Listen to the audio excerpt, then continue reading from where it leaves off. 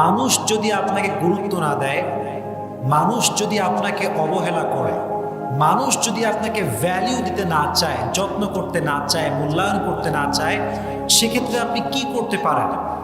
ইসলাম এই ক্ষেত্রে কি সাজেশন দিয়েছে, রাসূল করিম সাল্লাল্লাহু আলাইহি ওয়াসাল্লাম কি বলেছেন, এটা আমরা আজকে জানবো। ইসলাম বলে যে তোমার সঙ্গে সম্পর্ক ভেঙে দেয় তার সঙ্গে তুমি সম্পর্ক জোড়া লাগাও, যে তোমার হক নষ্ট করে তার হক তুমি আদায় করে দাও, আর যে তোমার সঙ্গে জুলুম করে, অত্যাচার করে, কষ্ট দেয় তাকে তুমি আল্লাহর জন্য মাফ করে দাও। সুবহানাল্লাহ পড়ে। হোয়াট এ বিউটিফুল ইসলাম, কি সুন্দর ইসলাম।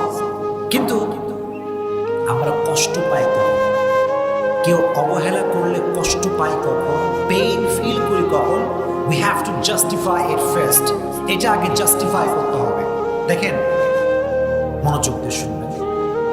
যখন কোনো একজন নির্দিষ্ট ব্যক্তির প্রতি আমাদের অনেক মায়া, অনেক ভালোবাসা এবং অনেক আশা থাকে, এক্স্যাক্টলি সেই ব্যক্তি যখন আমাদেরকে কষ্ট দেয়, যত্ন না করে, গুরুত্ব না দেয়, তখন আমরা প্রচণ্ড পরিমাণে হার্ট ফিল করি, কষ্ট পাই। So firstly, you have to overcome the illusion and expectation from him.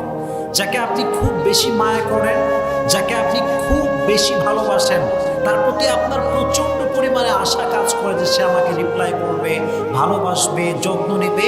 এই ভালোবাসা, এই মায়া এবং আশা তার থেকে কাটাতে হবে। রাজি আছেন ইনশাআল্লাহ?